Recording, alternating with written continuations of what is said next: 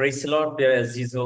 मैं पास्टर रंजीत आप लोग के सम्मुख में परमेश्वर के पवित्र कलाम के साथ मुझे सुनने वाले सारे प्रिय अजीजों को जल्द आने वाले प्रभु यीशु मसीह के पवित्र धन्य नाम से मेरा स्नेहनीय सलाम पेश करता हूँ।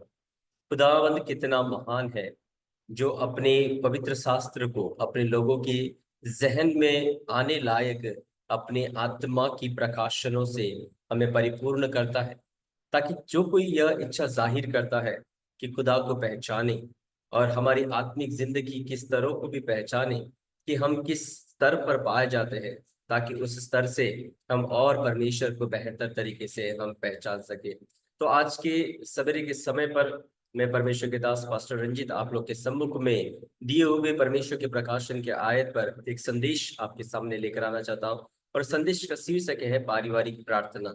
क्या हम पारिवारिक प्रार्थना करते हैं? और पारिवारिक प्रार्थना करते हैं तो उसमें से उसका सोर्स क्या है, उसका बेस क्या होना चाहिए? मेरे प्रियो, प्रार्थना एक विश्वासी की पहचान होती है। जिस तरीके से प्रभु यीशु मसीह यूहन्ना रचित सुसमाचार पहले अध्याय की उसकी 47वें आयत में कहता है, यीशु ने नतनेल को अपनी ओर आते देखकर उसके विषय में कहा, देखो यह सचमुच इजरायली है, इसमें कपट नहीं। नतनेल ने उससे कहा, तू मुझे कैसे जानता है? यीशु ने उसको उत्तर दिया, इससे पहले कि फिलिप्पुस ने तुझे बुलाया, जब तू अंजीर के पेड़ के तले था, तब मैंने तुझे देखा था। आ, नतनेल को फिलिप्पुस बुलाने जाता है और बुलाते समय बाइबल के पंडितों इस प्रकार से कहते हैं कि वो अंजीर के पेड़ के तले प्रार्थना कर रहा था। इसलिए प्रभु यीशु मसीह नतनेल को सामने आकर कहता है, आते समय कहता है कि ये एक सच्चा इस्राएली है और इसके मन में कपट नहीं है। मेरे प्रियो, जो कोई भी प्रार्थना करता है, जिसने परमेश्वर को जाना और उसकी बुलाहट को पहचाना और यह जाना कि बिना प्रार्थना के हम कुछ नहीं कर सकते, निश्चय वो व्यक्ति को परमेश्वर बखूबी जानता है और बखूबी देखता है। यदि आज आप प्रार्थना कर रहे हो, चाहे आपके जीवन में किसी भी अनुभव के अनुसार आप प्रार्थना क्यों ना कर रहे हो, लेकिन परमेश्वर कहता है मैं तुझे जानता हूं।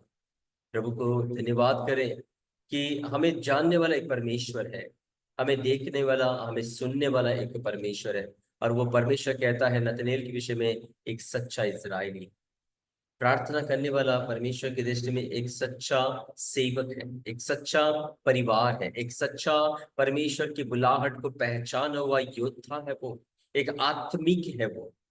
और दूसरी बिंदुओं में कहता है इसमें कपट नहीं। प्रार्थना हमारे मनों को नम्र बना देता है। प्रार्थना हमारे मनों को परमेश्वर को सुनने के लिए इतना तत्पर कर देता है कि हम संसार की बातों को नहीं सुनते। हमारे अंदर से जितने कपटपन पाया जाता है, उन सारे कपट को प्रार्थना के माध्यम से उन बातों को दूर करना है मेरे प्रियो। साथ ही दूसरे बिंदुओं में प्रार्थना, पारिवारिक प्रार्थना एक नई पीढ़ी को परमेश्वर तक पहुंचाने का एक रास्ता है। पारिवारिक प्रार्थना, जब हम इस पारिवारिक प्रार्थना को जब हम करते हैं, जब हम पारिवारिक प्रार्थना करते हैं तो मेरे प्रियो, हम अपनी प्रार्थनाओं में स्तुति करते हैं। स्तुति और आराधना। स्तुति क्या है? स्तुति परमेश्वर की उस महिमा को, परमेश्वर की उस महानता को हम गीतों के माध्यम से, उन शब्दों के माध्यम से हम बयां करते हैं, जिसके द्वारा हम परमेश्वर की स्तुति कर पाते हैं। फिर उसके बाद हम धन्यवाद करते हैं परमेश्वर की। परमेश्वर को धन्यवाद करने का मतलब है परमेश्वर के उन तमाम आश्चर्य कर्मों को स्मरण करना, जो परमेश्वर ने हमारे पूर्वजों के समय में किया था, और जो परमेश्वर ने हमारे मसीह में आने से पहले, जैसे एक प्रकार से before Christ after the Christ, मसीह में आने से पहले हमारा जीवन कैसा था, मसीह में आने के बाद हमारा जीवन में कितना सारा परिवर्तन आ गया। हमारी सोच में, हमारे जीवन में, हमारे शैलियों में, हमारी जीविकाओं में, हमारे रहन सहन में, हमारे सोच विचार में, हमारे घर के अंदर की माहौल में कितना सारा बदलाव आया है। उन तमाम बातों को जब हम स्मरण करें तो परमेश्वर को धन्यवाद दिए बिना कैसे रह सकते। और इस प्रकार से जब हम धन्यवाद देते हैं तो मेरे प्रियो, हमारे बच्चे को समझ में आता है कि मेरे घर में ना केवल मेरे माता पिता रहते हैं, वरन ना केवल मेरे भाई बहन रहते हैं, ना केवल परिवार के अन्य सदस्य रहते हैं, वरन मेरे परिवार में एक ईश्वर भी रहता है। उस ईश्वर का नाम यहोवा परमेश्वर है, प्रभु यीशु मसीह है, परिशुद्धात्मा है, वो त्रिएक परमेश्वर है। जब पिता और माता अपनी पुराने जीवन के बारे में अपने बच्चों को बताते हैं, और आपके बारे में जब प्रभु में प्राप्त होने के बाद प्रभु ने कैसे अद्भुत कार्य किया है, तो उन बच्चों के अंदर भी उस परमेश्वर के प्रति एक जिज्ञासा पैदा होता है। तब उन्हें समझ में आता है कि मुझे परमेश्वर ने दिए हुए उन 24 घंटों में केवल ना केवल अपने परिवार के साथ, ना केवल समाज के साथ, ना केवल अन्य कार्यों के साथ समय बिताने, वरुण मेरा समय परमेश्वर के साथ भी एक साझा होना है। मेरा परमेश्वर के साथ एक आत्मिक रिश्ता है, उस रिश्ते को भी मुझे आगे बढ़ाना है। जिस तरीके से प्रभु यीशु मसीह अपने चेलों को प्रार्थना करते समय सिखाता है, हे मेरे पिता तू जो स्वर्ग में है, तो प्रभु यीशु मसीह चेलों को कहता है कि जब तक कि पिता और पुत्र का संबंध नहीं है, तब तक प्रार्थना में कोई अर्थ नहीं है। एक पिता और पुत्र का संबंध, एक मनुष्य और शरीर का, एक मनुष्य और आत्मा का संबंध, स्वर्ग और पृथ्वी का एक संबंध। तो इस संबंध के अनुसार हम अपने घर के भीतर में एक परमेश्वर है, और उस परमेश्वर के प्रति हमारी कुछ आत्मिक जिम्मेदारियां हैं। हमें आत्मिक तरीके से जो हमारा संबंध है, एकांतता में जो परमेश्वर के साथ जो हमारा रिश्ता है, उस रिश्ते को महत्व देना है, और उस महत्व को अपने बच्चों के अंदर डालना है, और उसी महत्व के अनुसार हमारे घर के अंदर की उस प्रार्थना के माहौल को आशीषित करना है। इस तरीके से आशीषित करने से घर के अंदर एक प्रेम पूर्वक माहौल आता है। घर के सदस्य एक दूसरे को आदर करते हैं, एक दूसरे को सम्मान करते हैं। ये सच में एक परमेश्वर की घराने के रूप में वो दिखा देते हैं स्तुति करते समय, धन्यवाद के अनुभव में। और तीसरी बात, जब हम प्रार्थना करते हैं, प्रार्थना करते समय हम परमेश्वर के प्रति रखा हुआ, एकमात्र परमेश्वर के प्रति रखा हुआ उस प्रेम को हम प्रकट करते हैं, उस विश्वास को हम जाहिर करते हैं, उस आशा को हम परमेश्वर के सामने रखते हैं, और ईश्वर के प्रति अपने विश्वास योग्यता को हम समर्पित करते हैं। प्रार्थना में हम बच्चों को कहते हैं, हमें परमेश्वर से प्यार करना है, परमेश्वर के सम्मुख में अपनी सारी निवेदनों को हम रखना चाहिए। जब हम अपने अंदर का जो विश्वास है, हमारे अंदर का जो भरोसा है, जब हम पारिवारिक प्रार्थना के द्वारा हमारे बच्चों के सामने, हमारे परिवार के अन्य सदस्यों के सामने जब हम रखते हैं, तो परमेश्वर का एक रक्षक कवच हमारे घर के चारों ओर बांधा हुआ रहता है। परमेश्वर जानता है हमारी नीड्स क्या है। उस नीड्स को जब हम लीगली तरीके से, स्पिरिचुअलिटी तरीके से जब परमेश्वर के सम्मुख में रखते हैं, तो सच में परमेश्वर जो हमारे मनों को जांचने वाला है, वो हमारे मांगने से पहले ही सब कुछ देने वाला परमेश्वर है। और जब हम बच्चों के सामने वचनों को पढ़ते हैं, तो हमने जो कुछ किया है, वो स्तुति किया है, धन्यवाद किया है, प्रार्थना किया है, और वचन को पढ़ते समय, वचन को सुनाते समय उस वचन पर रहने वाले परमेश्वर के प्रति हमारा भरोसे को वहां पर प्रकट किया जाता है। तब बच्चे को समझ में आता है, नहीं, जो मेरे पिता का परमेश्वर, मेरे दादा का परमेश्वर ही मेरा परमेश्वर है। इस परमेश्वर को मुझे पूजना है, इस परमेश्वर को मुझे पहचानना है। इस प्रकार का एक अनुभव हमारे पारिवारिक प्रार्थना के अंदर होना चाहिए। क्योंकि जब ऐसा हम करेंगे, जैसे मैंने पहले भी कहा था, ऐसा बोलने करने से ही हमारे बच्चे को, हमारे परिवार के लोगों को समझ में आएगा कि हमारे बीच में केवल मनुष्य हम ही नहीं, वरन परमेश्वर भी हमारे बीच में रहते हैं। तो बच्चे जो कुछ भी करेंगे, तो वो इस बात को एक एहसास करेंगे, नहीं, हमारे घर पे परमेश्वर है। माता पिता जब घर से बाहर चले जाते हैं किसी कारणवश, जब बच्चों को घर पे रख छोड़ते हैं, तो बच्चे के मन में ये आना चाहिए, भले ही घर पे माता पिता ना हो, परंतु परमेश्वर है, और परमेश्वर हमें देखता है, हमें सुनता है। इस बात का एक एहसास उनके मन में वो बैठ जाना चाहिए। तब जाकर परमेश्वर की ओर से हमारे बच्चे आशीषित होते हैं, सुरक्षित होते हैं, बुद्धिमान होते हैं। क्योंकि जब तक बच्चे माता पिता के पास रहते हैं, घर के अंदर रहते हैं, तब तक उन्हें समझ में आता है कि हमारे घर में एक परमेश्वर है। लेकिन जब घर से जब बाहर निकलते हैं स्कूल कॉलेजों में और अपने अन्य क्षेत्रों में जब जाते हैं, तब उन्हें समझ में आएगा कि बाहर तो हर दिन के लिए एक नया भगवान है, हर एक त्योहार के लिए एक नए भगवान है, हर एक प्रकार के लिए एक अलग नियम है, जो हमारे घर के अंदर के नियमों से, परमेश्वर के कायदों से और परमेश्वर की पहचान से विभिन्न पाया जाता है। ऐसे समय पर हमारे बच्चे ओ डगमगा ना जाए, उनका मन विचलित ना हो जाए, वो निर्णय लेने के लिए असमंजस में ना आ जाए। एक परिवार के अंदर एक अच्छे पारिवारिक प्रार्थना होने से फ्यूचर में जिस प्रकार का एक सटीक निर्णय लेना चाहिए, उस निर्णय को एक मजबूती देता है पारिवारिक प्रार्थना। जिस प्रार्थना में परमेश्वर उपस्थित हो, जिस प्रार्थना में त्रिएकता की सानिध्य हो, जिस प्रार्थना में वचन की प्रकाशन हो, जिन प्रार्थनाओं में प्रार्थना का एक अभिषेक हो, वो अभिषेक बच्चों के फ्यूचर में और फ्रेंड सर्कल में एक डिसीजन लेने के लिए, एक डिसीजन लेने के लिए एक स्थिर निर्णय को लेकर आता है। इसलिए सही समय पर मूसा ने भी फिरौन के बेटी का बेटा होने से इनकार कर कर प्रभु के लोगों के साथ कष्ट उठाने के लिए तैयार हुआ, क्योंकि उसकी माँ उसे दूध पिलाते समय ही परमेश्वर के विषय में वो लगातार बताया करते थे। उसने अपने एक मातृत्व की एक जो जिम्मेदारी थी, उस जिम्मेदारी को मूसा को सिखाया है। और उसी तरीके से पौलुस कहता है, तीमुथियुस, मुझे तुझ में तेरी नानी और तेरी माँ का छवि नजर आती है। मैं जानता हूं कि वे किस तरीके से निष्कलंक तरीके से प्रार्थना में बने रहते थे, और वही अनुभव तुझ में भी पाया जाता है। इसलिए तीमुथियुस पौलुस के स्थापित किए हुए कलीसियाओं का वो अगुवा बन पाया, पास्टर बन पाया।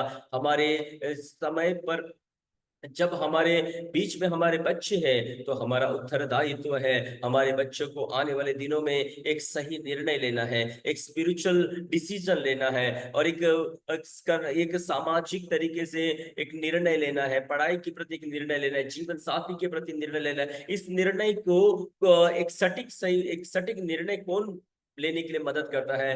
परिवार के अंदर का प्रार्थना, जिन प्रार्थनाओं के आधार पर वे परमेश्वर को बहुतायत के साथ पहचान पाते हैं। इसलिए यहोशू की किताब उसके 24वें अध्याय की 15वीं आयत में यहोशू कहता है, चाहे कोई आए या ना आए, परंतु मैं अपने घराने समेत यहोवा ही की सेवा करूंगा। वहां पर यहोशू एक घोषणा करता है, एक निर्णय को घोषणा करता है, मैं और मेरा घराना परमेश्वर के प्रति विश्वास योग्य रहेंगे और विश्वास योग्य है। इतना कॉन्फिडेंस क्यों? क्योंकि यहोशू को परमेश्वर ने जो कुछ बोला गया है, जो कुछ दिखाया गया है और जो कुछ सौंपा गया है, आप यहोशू के पूरे किताबों को उठा के देख लीजिए, यहोशू ने परमेश्वर को सामने रखा है। यहोशू ने परमेश्वर को अपने परिवार का मुख्य बनाया है, और इजराइल के प्रजाओं को लेकर जाने से समय पर परमेश्वर के संदूक को इजराइल के सामने रखा है, कि हर एक आंखें उस संदूक को देखते रहने पाए, हर एक जाने कि हमें चलाने वाला कोई इंसान नहीं है, हमें चलाने वाला कोई अन्य प्रकार की शक्ति नहीं है, हमें चलाने वाला आकाश और पृथ्वी का महान सृजनहार परमेश्वर, जिसने इजराइलियों को बंदवाई से निकाल कर लेकर आया, वो ही हमारे लिए आगे आगे रास्ता बनाते जा रहा है, और आगे आगे हमारे लिए रास्ता खोलते हुए जा रहा है। वो हमारे आगे है और हम उसके पीछे हैं। हम परमेश्वर के पीछे चलने वाले परमेश्वर की अनुयायी हैं। परमेश्वर हमें जहां लेकर जाएगा वहीं पर हमें जाना। एक पुष्ट निर्णय हमारे अंदर तब पैदा होता है जब हम परमेश्वर पर पूरी तरीके से निर्भरित हो जाते हैं। हमारी संतान और हम भी आने वाले कोई भी डिसीजन लेना है, उस डिसीजन लेने के लिए परमेश्वर मदद करना है। परमेश्वर अगर मदद करना है तो परमेश्वर के बातों पर और परमेश्वर के ऊपर हमें भरोसा करना सीखना है मेरे प्रियो। ओ रबा शांताना रिधला रबा शाखा तिरला रगा बड़ा। प्यारे अजीजों, जब हमें एक सही निर्णय लेना है, तो हमारी पारिवारिक प्रार्थना में मुख्य दो बातें नजर आना चाहिए। हमें परखना है, हमें जांचना है क्या मेरी पारिवारिक प्रार्थना में वो बातें पाई जाती हैं। अगर हम अभी तक पारिवारिक प्रार्थना करना शुरू नहीं किया है, मेरे प्रियो, परमेश्वर से अपने बुलाहट को पहचान कर अपनी पारिवारिक प्रार्थना को आरंभ करना है। क्योंकि जब हम पारिवारिक प्रार्थना को आरंभ करते हैं तो हम अपनी पीढ़ियों के लिए परमेश्वर तक पहुंचने का एक रास्ता बनाते हैं। तो वो रास्ता किस प्रकार से होना चाहिए? जब आप यिर्मयाह नबी की किताब उसके 17वें अध्याय के 7 आयत में जब जाएंगे तो वहां लिखा है, धन्य है वो पुरुष जो यहोवा पर भरोसा रखता है, जिसने परमेश्वर को अपना आधार माना हो। तो प्रार्थना में सबसे पहली बात, हमारे अंदर परमेश्वर के प्रति एक भरोसा होना चाहिए। और दूसरा बिंदु, परमेश्वर को ही अपने जीवन का एक बेस बनाना चाहिए, जीवन का एक आधार बनाना चाहिए। जिस तरीके से भजन संगीत 125 में लिखा हुआ है, जो यहोवा पर भरोसा रखते हैं वो सिय्योन पर्वत के समान है जो कभी नहीं टलता। आमीन। जब हम अपने बच्चों को ना टलने वाले एक अनुभव में लेकर आ रहे हैं, लेकिन अगर बच्चों को लेकर आना है तो सबसे पहले हमारे अंदर ना टलने वाला, ना भटकने वाला, ना बहकने वाला एक अनुभव हमारे अंदर होना है। क्योंकि बच्चे तो हमें देखकर ही और हमें सुनकर ही सीख पाते हैं कि आने वाले दिनों में हमें किस प्रकार से हमें आगे बढ़ना चाहिए। तो यहोवा के ऊपर भरोसा रखना चाहिए। यहोवा पर भरोसा रखने का मतलब क्या होता है? यहोवा पर भरोसा रखने का मतलब है, देखिए हमारे मोबाइल में कभी कभी हमें कंपनियों से मैसेज आता है और मैसेज में लिखा लिखा रहता है कि आपको क्रेडिट कार्ड दिया जा रहा है, आप उसके लिए एलिजिबल हो, आपको इतना लोन दिया जा रहा है, आपको इतना लोन के लिए आप एलिजिबल हो। तो एलिजिबल का मतलब क्या होता है कि हम आपको वो देना चाहते हैं, हम इतना आपको अमाउंट, हम आपको क्रेडिट कार्ड देना चाहते हैं, आप उसके लिए योग्यता की पात्र की श्रेणियों में आप पाए जाते हो। तो ठीक है, आपको कहाँ से पता चला ये श्रेणी कि हम योग्य हैं? तो हमारा एक सिविल स्कोर पाया जाता है। वो सिविल स्कोर क्या है? जिस प्रकार से हमें ट्रांजैक्शन किया है उस ट्रांजैक्शन में हमें वहां पर एक स्कोर मिलता है जो 900 के बेस के आधार पर है। अगर 700, 6, 800 और 900 के पास पास है तो वो उसका सिविल बहुत अच्छा, इसका मतलब है उसने जितने भी लेन देन किया है उसमें ये विश्वास योग्य पात्र है। और उस विश्वास योग्य के पात्रता के अनुसार हम आप पर इन्वेस्ट करना चाहते हैं, हम आपको ये अमाउंट देना चाहते हैं कि आप इसको यूज किया करो। तो एक प्रकार से भरोसा क्या करता है? जब आप भरोसा करते हो तो भरोसा आपको भरोसे की वैल्यू को समझाता है कि क्या है उसकी वैल्यू। भरोसा आपको एक योग्य पात्र बनाता है कि एक विशेष काम के लिए आप चुने गए हो।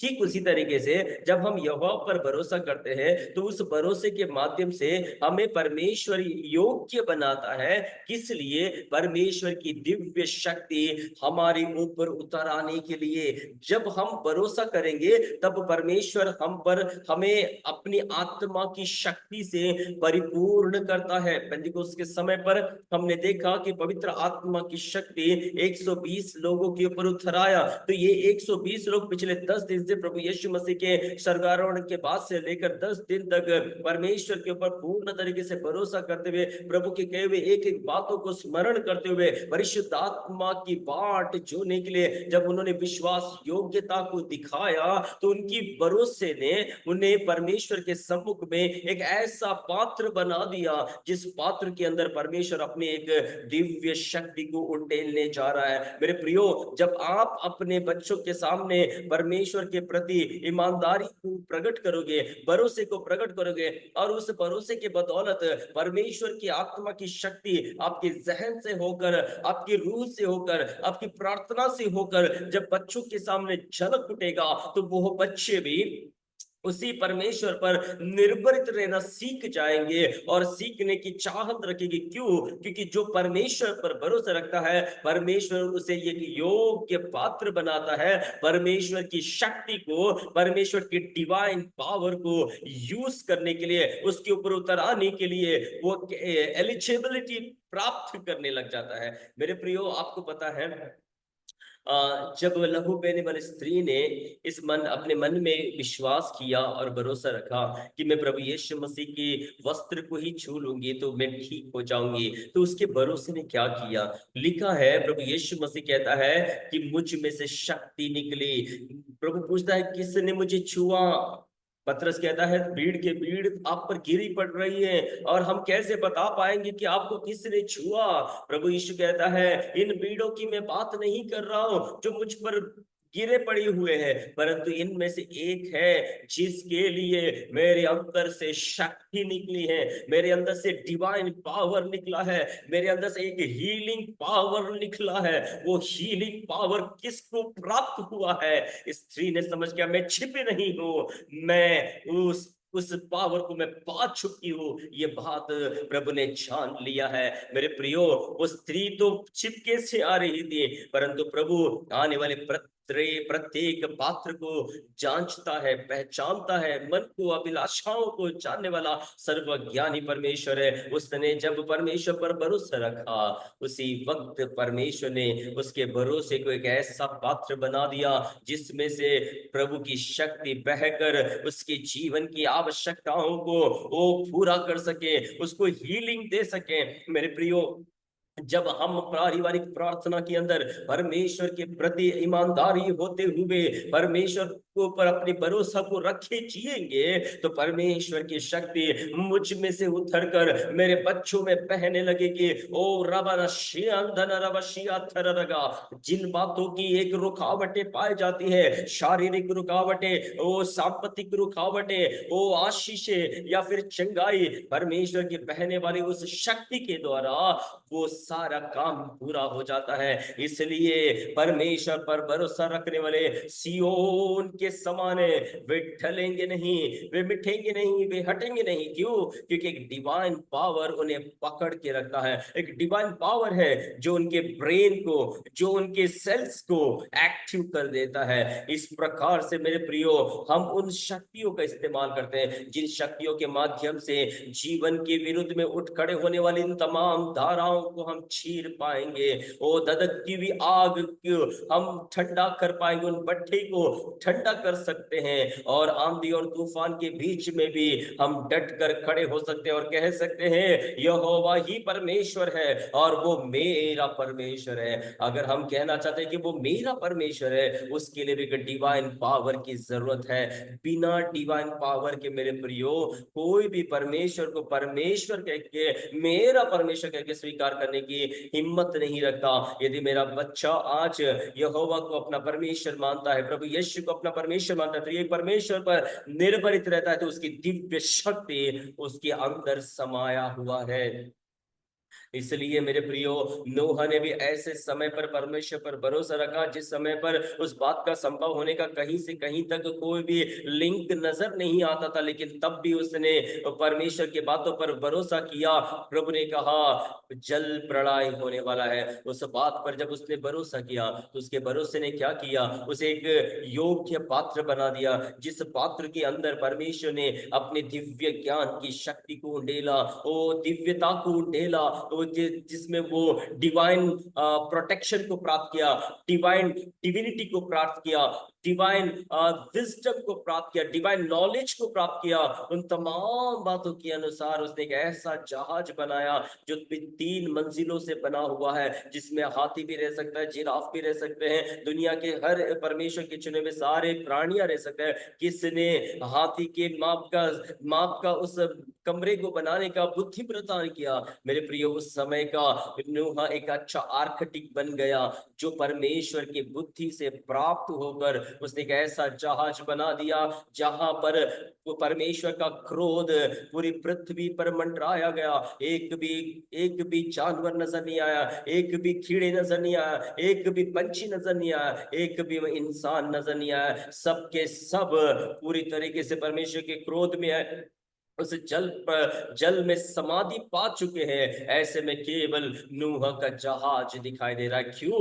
क्योंकि नूह ने उस समय पर भरोसा किया जिस समय पर कुछ भी नहीं था, लेकिन ऐसे समय पर भरोसा करने के कारण विपरीत परिस्थितियों में नूह ने परमेश्वर की उस दिव्य शक्ति के द्वारा अपने परिवार को उस जल के ऊपर खड़ा करके रखा है। जहां कोई नहीं दिख रहा, वहां केवल नूह का परिवार, नूह का जहाज दिख रहा है। मेरे प्रियो, जब हम परिस्थिति विपरीत में चलने के अनुभव में रहते हैं, उस समय में चाहे दुनिया तहस नहस क्यों ना हो जाए, समुद्र अपना फेन क्यों ना उठाए, देश देश में क्यों ना आपस लड़े, बस वे सब के सब समाधि भी बन जाएंगे, लेकिन खड़े रहेंगे केवल वे ही जो यहोवा पर भरोसा करते हैं। फिरौन का सेन इजरायली लोगों को पकड़ने के लिए समुद्र के मार्ग से होते हुए आए, वो उन्होंने कहा कि हम अपनी स्फूर्ति के द्वारा, अपने घोड़ों और अपने रथों के द्वारा, अपने हथियार के द्वारा हम इजरायलियों को पकड़ लेंगे, दबोच लेंगे, उन्हें हम पकड़कर बंदी बनाकर वापस मिस्र में लेके जाके उनसे खूब मेहनत करवाएंगे, उन्हें कष्ट देंगे, दोबारा हम उन्हें जाने नहीं देंगे। ऐसे सोचते हुए भागे हुए उन तमाम मिस्रियों को परमेश्वर ने उस जल में समाधि बनाकर समाप्त कर दिया।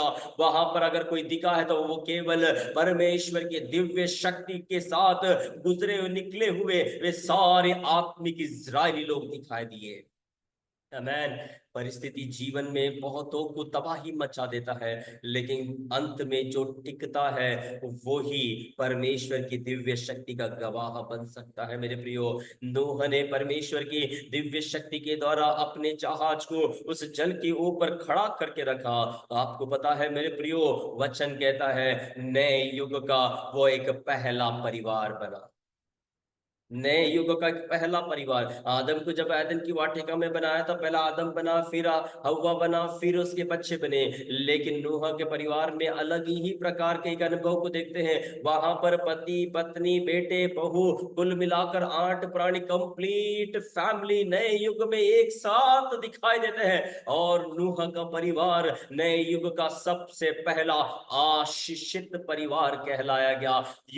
नूह का परिवार नए युग में सबसे पहले परमेश्वर की वाचा का परिवार कहलाएगा। इसलिए जो कोई भी परमेश्वर पर भरोसा करता है और उसी भरोसे के साथ अपने परिवार के अंदर प्रार्थना में बने रहता है, जो अपने अंदर की भरोसे को और उस विश्वास को और उस दिव्य शक्ति को बहने की अनुमति देता है, निश्चय वो अपने परिवार समेत, लिखा है जैसे नूह का समय था वैसे ही प्रभु का समय आएगा। नूह के समय में लोग खाते पीते और विवाह करते, कोई ध्यान नहीं देता था। अब के समय पर भी मेरे प्रियो ऐसा ही है, परंतु धन्य है वे जो लोग अपनी बुलाहट को जानकर अपने घर में प्रार्थना करते हैं, अपने बच्चों के साथ प्रार्थना करते हैं। बच्चों को प्रार्थना से वंचित ना करे, चाहे कितने भी आवश्यक काम क्यों ना हो, लेकिन बच्चे परमेश्वर के दिए हुए भाग है, हमें उसका हिसाब देना है। जब हम बच्चों को लेकर उस परिवार में बने रहेंगे, लिखा है हम में से प्रत्येक मध्याकाश में हम प्रभु को वैसा ही देखेंगे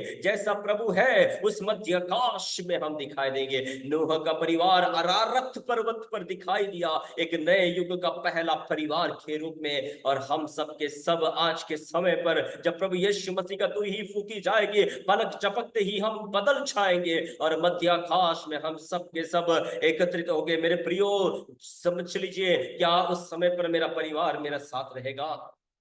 मेरे बच्चे मेरे साथ रहेंगे, मेरे कलीसिया मेरे साथ रहेंगे। इसलिए इन दिनों में उन बातों की एक गंभीरता को समझते हुए अपने आप को उस प्रार्थना के लिए समर्पित करें, क्योंकि पहला कुरिन्थी 15वीं अध्याय की उसके 42वीं आयत से लेकर 47वीं आयत तक हम देखते हैं जिस तरीके से नूह को परिवार को आशीष मिला, उनके संतानों को आशीष मिला, एक वाचा मिला, एक सृष्टि की अधिकार के ऊपर उनको अधिकार करने का एक डोमिनियन पावर मिला। उसी तरीके से मेरे प्रियो, लिखा है पहला कुरिन्थी 15वीं अध्याय की 42वें लेकर 47वें आयत तक हमें एक नया शरीर मिलेगा, हम एक तेजोमय शरीर के अनुभव में रहेंगे, हमारा स्वरूप में एक नया रूप धारण करेगा, जिसके लिए प्रेरित पौलुस कहता है मैं जब तक कि तुम्हारे अंदर मसीह के रूप का अनुरूप ना आ जाता है तब तक मैं तुम्हारे लिए जच्चा की सी पीड़ा सहता। इसका मतलब है उस समय पर हमारा रूप मसीह के रूप के समान बनेगा, तब जाकर हम मसीह को देख पाएंगे। मेरे प्रियो, हम स्वर्गीय कहलाएंगे, हम परमेश्वर के उस महान बुलाहट को हम पूरी तरह से एक महिमा का रूप में अपने आप को देखेंगे। इसका मतलब है कि अब पाप का दंड ना रहा, अब पाप की शक्ति ना रहा, अब पाप की सानिध्य ना रहा, क्योंकि जहां पाप का दंड है, जहां पाप की शक्ति है, शरीर कमजोर है, मन कमजोर है, शरीर में आलसी है, आंखों में नींद है, मन में विचारे हैं, लेकिन अब यहाँ पर एक नया शरीर है जिसमें कोई चिंता नहीं है, कोई डर नहीं है, जिसमें कोई प्रकार का कोई अन्य भाव नहीं, कोई दबाव नहीं है। वहां पर केवल और केवल महान महान परमेश्वर ही है, जिसको हम अपनी आंखों में पूरी तरह से भरते हुए आंसुओं के साथ, धन्यवाद के साथ, खुशी के अनुभव के साथ हम देख सकते हैं। मैं नहीं जानता मेरे प्रियो, उस समय का मंजर, उस समय का आनंद, उस समय का अनुभव कैसा होगा, लेकिन जो भी हो मेरे प्रियो, इस पृथ्वी से और इस शरीर से भिन्न होगा। उस भिन्नता की शरीर को प्राप्त करने के लिए, उस भिन्नता की अनुभव को प्राप्त करने के लिए मुझे सुनने वाले आप में से कितने तैयार हो? शाखा रियान शना सियादना, ये सब कुछ करता है परमेश्वर की दिव्य शक्ति। वो दिव्य शक्ति अगर हमारे अंदर उतर आना है तो हमें योग्य बनना पड़ेगा, और योग्य कौन करता है? योग्य बनाता है परमेश्वर के प्रति भरोसा। जब इस प्रकार का एक अनुभव हमारे जीवन में है, तो मेरे प्रियो यिर्मयाह नबी की किताब उसके 17वें अध्याय के 18वीं आयत में 5-6 बातों को वहां पर वर्णित करता है। सबसे पहला वो कहता है कि वो कहता है, वह उस वृक्ष के समान होगा जो नदी के किनारे लगा हो और उसकी जड़ जल के पास फैली हो। जब धूप होगी तब उसको ना लगेगी, उसके पत्ते हरे रहेंगे और सूखे वर्ष में भी उनके विषय में कुछ चिंता ना होगी, क्योंकि वह तब भी फलवंत रहेगा। 8वीं आयत के अंदर इन सारी बातों को लिखा है, जिसमें 6 मुख्य बातों को आपके सामने पॉइंट टू पॉइंट रखना चाहूंगा। सबसे पहला लिखा है, ऐसा परिवार जो परमेश्वर पर भरोसा करता है और जिसके ऊपर परमेश्वर की दिव्य शक्ति कवच करके रखी है, उस परिवार के विषय में लिखा है, वो परिवार जल के पास लगाए हुए वृक्ष के समान होगा। जल के पास लगाए हुए वृक्ष के समान होगा। इसका तात्पर्य ये होता है, हमारी आंतरिक मनुष्यत्व में एक नया सामर्थ होगा। प्रभु यीशु मसीह कहता है, जो मुझ में बना रहता है वो फल लाता है। जल के पास लगाया हुआ मतलब उसे अपने स्रोत की कमी नहीं होगी, उसे पोषण की कमी नहीं होगी, उसे मजबूती की कमी नहीं होगी, क्योंकि लिखा है जब बीज बोने के लिए निकला तो कुछ बीज पथरीली भूमि पर गिरा, लेकिन अधिक मिट्टी ना होने के कारण जल्दी उग आया, और जैसे ही सूरज आया तो वो अपने स्थान से उखड़ गया, अपने स्थान से मिट गया। मतलब उसको जड़ पकड़ने के लिए ऐसे कोई ठोस आधार नहीं मिला। लेकिन परमेश्वर कहते हैं, ये वो परिवार है जिसको जल के किनारे लगाया गया, अर्थात उसके अंदर से एक शीतल प्राप्त हो रहा है, उसे पोषण प्राप्त हो रहा है। उसको पोषण कहां से मिल रहा है? जिसने उसको लगाया, अर्थात परमेश्वर कहता है, ये मेरा परिवार है। राबा शंतुनी रिकस्तनी। मेरे प्रियो, जब हम अंदर बैठ के प्रार्थना करते हैं परिवार को लेकर, तब बाहर परमेश्वर अपने नाम को लिखते हुए कहता है, ये मेरा घराना है, ये मेरा परिवार है। जब परमेश्वर इस पर नाम को लिख के रखता है, मूसा को परमेश्वर ने कहा, इजरायली मिस्र से निकलने से पहले फसह का पर्व मनाए और लहू को आंगनों में छिड़क दे। एक मृत्यु का दूत आएगा जिसके आंगनों में लहू का छिड़काव नजर नहीं आएगा, उसमें वो छोड़ के चला जाएगा, परंतु जहां पर नजर नहीं आएगा वो उसे मार देगा, लेकिन जहां नजर आएगा वो उसे छोड़ के चला जाएगा। जब हम प्रार्थना करने के लिए भीतर में बैठते हैं, तब परमेश्वर के स्वर्गदूत तो बाहर आके खड़े हो जाते हैं और लिखता है, ये ईश्वर का घराना है, ये शैतान तो इसके आसपास में भटकना नहीं, कोई मृत्यु उसके बीच में भटकना नहीं, कोई बीमारी भटकना नहीं, कोई गरीबी भटकना नहीं, कोई दबाव भटकना नहीं। परमेश्वर से कोसों में दूर से ही उसे आगाह कर देता है, ये मेरा परिवार है मैं। क्या आप एक ऐसे परमेश्वर के परिवार का सदस्य बनना चाहोगे? तो मैं आपको आज उत्साहित करता हूं, अपने परिवार के समेत अपने महान बुलाहट को लेकर प्रार्थना में बैठ जाइए। जब आप आत्मा में भरकर प्रार्थना करोगे तो स्वर्गदूत आपकी चारों ओर की रक्षा करेगा। परमेश्वर आपके मनों के अंदर की विचारों को जांचते हुए आपकी आवश्यकता को पूरा करेगा। किसी शैतान को छूने की अनुमति नहीं देगा। हम आयुब के समय में पढ़ते हैं, आयुब अपने पूरे परिवार के लिए प्रार्थना करता है। जब प्रार्थना करते तो परमेश्वर उसको बाड़ा बांध के रखता है। शैतान कहता है, हे परमेश्वर तूने बाड़ा बांध के रखा, बाड़ा बांध के मतलब ये मेरा परिवार है। आज कितने लोग इस दावे को कहने के लिए शक्ति रखते हो, अपने बच्चों को सिखाने के लिए मनसा रखते हो, ये परमेश्वर का परिवार है, ये परमेश्वर का घर है, परमेश्वर रक्षा करता है, परमेश्वर के स्वर्गदूत तैनात है। हम प्रार्थना करते समय, आराधना करते समय, ईश्वर के वचनों को पढ़ते समय मेरे दिलो दिमाग के ऊपर परमेश्वर ने एक रक्ष कवच को मंडरा के रखा है, कोई इसे छू नहीं सकता। अर्थात वो भीतरी तरीके से सामर्थ्य बन जाता है, जिसके द्वारा मेरे प्रियो हम प्रभु के प्रेम में गहराई से जड़ पकड़ लेते हैं। गहराई से जड़ पकड़ लिखा है, नदी के पास उसकी जड़ फैली हुई है, नदी के पास उसकी जड़ फैली हुई है, मतलब वो परमेश्वर के प्रेम में गहराई से जड़ पकड़ के रखा है। जिसके विषय में प्रेरित पौलुस कहता है, क्या अकाल, क्या भूखा, क्या नंगा, कौन है जो मुझे मेरे मसीह के प्रेम से अलग कर सकता है। अर्थात ईश्वर मेरे अंदर है। और वचन लिखा है यूहन्ना की पत्री उसके 15वें अध्याय के 7 आयत में, मेरा वचन तुझ में और तू मुझ में हो तो जो चाहे मांग वो तेरे लिए पूरा हो जाएगा। ये इस बात को दर्शाता है, परमेश्वर मेरे अंदर है और मैं परमेश्वर के अंदर हूँ।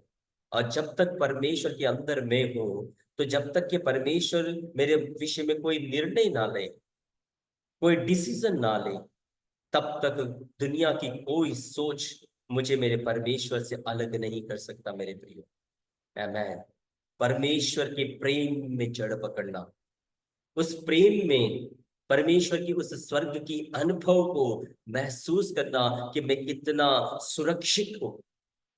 जिस तरीके से एलिशा का दास जो एलिशा को पकड़ने के लिए आए हुए लोगों को देखकर डर गया था, एलिशा ने तुरंत परमेश्वर से प्रार्थना किया, हे पिता इसकी आंखें खोल। जैसे ही एलिशा ने प्रार्थना किया, उसकी दास की आंखें खोलो। वो क्या देखता है, जितने पकड़ने के लिए आए हैं उससे भी दुगना हमें बचाने के लिए आए हैं। आमेन। तुम्हारे जड़े उस पानी के अंदर पकड़ा हुआ है, अंदर फैला हुआ है, मतलब तुम्हें अंदर से पौष्टिक आहार मिल रहा है, अंदर से तुम्हें ताकत मिल रहा है, अंदर से तुम्हें प्रोटेक्ट मिल रहा है, डिवाइनली प्रोटेक्शन। इसलिए मेरे प्रियो, अब सूखेपन में भी तुम्हारे पेड़ की पत्ते में कोई कमी नहीं आएगी। रिबाना शंधुनी, इसलिए लिखा है तीसरे बिंदु में, धूप होने पर उसे नहीं दिखेगा। आमेन। कैसा लिखा हुआ है, जब धूप होगी तब उसको ना लगेगी। जब धूप होगी अर्थात जब संकट आएगा, परिस्थिति विपरीत होगा, उसे नहीं लगेगा। नोहा के जहाज को हम देख ले, पूरी दुनिया में त्राही त्राही मची हुई है, बीमारी और मौत मंडरा रही है, लेकिन नूह अपने परिवार के साथ, उन तमाम जानवरों के साथ सुरक्षित है। धूप लगने पर भी, ओ धूप होगी तो भी उसको ना लगेगी। परिस्थितियां तो विपरीत होगी, आमेन, बंधने तो होगी, शत्रुएं तो होगी, लेकिन वो होने के बावजूद भी वो उसको कुछ फर्क नहीं पड़ रहा। मेरे प्रियो देखो, पारिवारिक प्रार्थना में हम क्या कुछ समय, क्या कुछ नहीं प्राप्त कर पा रहे, हम अपने बच्चों के लिए सुरक्षा कवच कर पा रहे हैं। हमें इस्माइल जो प्यास के कारण वहां पर तड़प रहा था, उसकी माँ छोड़ के चली गई कि मैं अपने बच्चे को मरते हुए कैसे देख पाऊं। तुरंत स्वर्गदूत उतर आता है, पूछता है तू यहाँ क्या कर, देख तेरा बच्चा वहां पड़े पड़े मुझे पुकार रहा है। देखो जहां आप पड़े हो, भले ही आपके अपने आप को छोड़ के चले जाएंगे कि ये तो अब नहीं रहेगा, परंतु अगर आपका भरोसा आपके परमेश्वर पर है तो आपके लिए वो अद्भुत करने वाला परमेश्वर है। आपके लिए परमेश्वर को धूप होने के बावजूद भी उसको लगेगा नहीं, दुनिया को लगेगा कि ये मर जाएगा, मिट जाएगा, ये बीमारी अब उसको छोड़ेगा नहीं, या अकाल उसको छोड़ेगा नहीं, ये लोग उसको छोड़ेंगे नहीं। जहां पर वो संसार ने एक स्टेटमेंट दे दिया, वहीं पर परमेश्वर अपने सामर्थ को प्रकट कर देता है। मेरे प्रियो, प्रेज लॉर्ड। मेरे इन वचनों के साथ मैं इन्हें यहीं पर समाप्त करना चाहता हूँ। लिखा है, सो के वर्ष में भी उसको कुछ चिंता ना होगी, उसमें फल लगना कभी नहीं छोड़ेगा। एक पारिवारिक प्रार्थना करने वाला, एक आशीषित प्रार्थना करने वाला आशीषमय परिवार, इस प्रकार के एक अनुभव में वो जीता है। वो यहोवा पर भरोसा करता है और यहोवा पर भरोसा करने के कारण उसके जीवन में दिव्य शक्ति की कमी नहीं होती, जिस कारण से वो अपने हर परिस्थितियों के ऊपर जयवंत हो सकता है। परमेश्वर इन वचनों के साथ आप सबको आशीष करे। Praise the Lord.